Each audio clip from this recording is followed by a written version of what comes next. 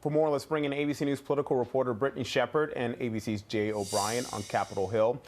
Brittany, control of Congress still up for grabs, but the race for 2024 appears to have begun.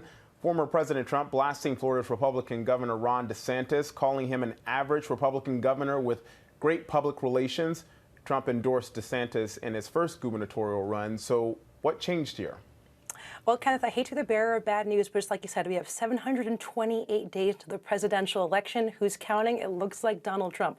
What changed for DeSantis? Well, he's popular. He has the Republican Party's swag now, as opposed to his last election that he eked out against Andrew Gillum by less than 5 points. Now he's handedly won his re-election bid by double digits. And not only does he have the love of Floridian Republicans and Republican nationals, but he also has the love of just Republican voters writ large.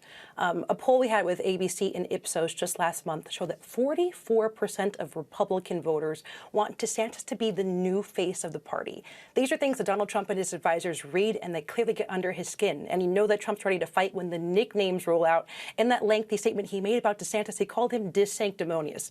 Doesn't necessarily roll off the tongue, but when you have very prominent Republican newspapers calling DeSantis the future, you know, Donald Trump is very eager to clear the area, especially before next week, when he plans to be making a very large announcement. Many sources telling us that he plans to make another bid for the presidency. And don't forget, Mike Pence, his former running mate, is going to be dropping a new book next week and might be teasing his own presidential run. Jay, sorry to put you on the spot, but I have to ask you, I know you've got some strong GOP Florida sources. Are you hearing anything about this Trump-DeSantis spat? Yeah, you're not putting me on the spot at all. I'm always happy to talk about Florida. So I've been speaking with GOP sources in Florida. One of the things that they have indicated is that there is likely not going to be, at least right now, and a lot of this is in flux, but there is likely not going to be a direct response to these jabs from former President Trump. There are those in Florida who don't see it in DeSantis's favor to necessarily engage with Trump on this issue. Now, again, if these attacks continue, if the snowballs even further, potentially you might see DeSantis meet Trump head on and respond to this. But as of right now, this is likely going to be a one-sided argument, with Trump throwing all the rocks at DeSantis and DeSantis perhaps absorbing the blows for the meantime. All right, got it. Let's get to the business there on Capitol Hill, because we know the GOP, Jay, will likely have a narrow majority in the House. How are Republicans reacting to what is likely a much smaller majority than they were planning for? And what's the latest on Kevin McCarthy's bid for House Speaker? Well, there's a real sense of disappointment among some Republicans here on Capitol Hill, particularly when it comes to the House side. There were predictions of 30-plus seats that they would pick up, 20-plus seats. And, of course, if they get the majority, which is likely, it will be much slimmer. You can see that graphic right now. ABC can project 211. Kevin McCarthy needs 218, which seems likely that Republicans will get to become Speaker of the House.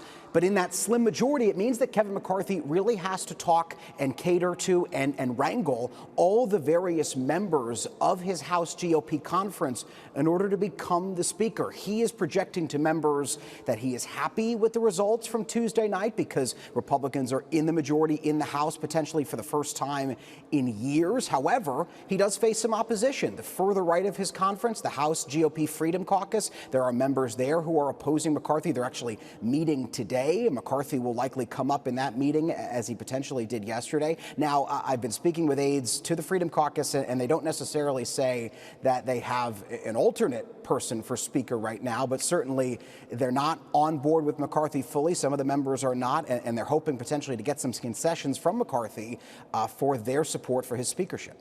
We will see how that plays out. Brittany, outgoing Republican Congresswoman Liz Cheney said the midterm results are a clear victory for Team Normal. So is the Republican Party really shifting away from MAGA Republicans, Trumpism? What do the midterms tell you about the future of the GOP? Well, it's hard to make a prediction right now. My crystal ball is a little bit foggy. But if you look at Donald Trump's winning scorecard from Tuesday, it was very much not a red wave as he predicted. In fact, we're seeing it's probably more of a red drizzle. If you look at his wins, he sees J.D. Vance. That's a huge one.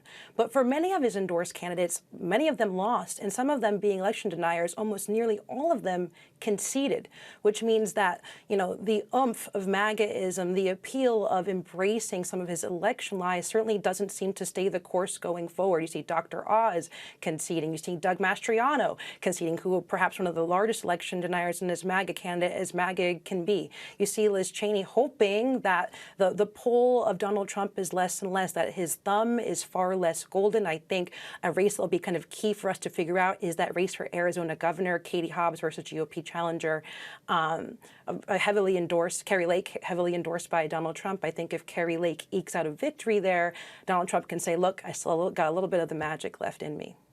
And Jay, before we move on here, we know the president is overseas talking climate change. He's made a big commitment. But if Republicans control even, the House, will that derail his plans on climate change? Well, he spoke at COP27, obviously, the president did. And before he spoke, there were members of a House GOP group, a climate caucus of their own, that also addressed. They talked about the need for nuclear energy, natural gas, the need to not, as they view, demonize the fossil fuel industry.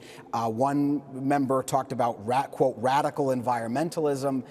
So that's their position when it comes to climate change. But it's worth pointing out, and this is a larger theme, that any legislation that would really come out of a House GOP majority would largely be a messaging bill, because it would come up against the Senate, where there's the filibuster and the 60-vote threshold to overcome that. And then it would go to the White House, even if it passed the Senate, where there would be the potential of a Biden veto. All right. Thank you so much for breaking that down for us, Jay. We learned a few things, that I can't put Jay on the spot, and that because he will nail it every time, and that Brittany, you got to work on that crystal ball. You got to clear it up for us. Thank you, friends. Hi, everyone. George Stephanopoulos here. Thanks for checking out the ABC News YouTube channel. If you'd like to get more videos, show highlights, and watch live event coverage, click on the right over here to subscribe to our channel. And don't forget to download the ABC News app for breaking news alerts. Thanks for watching.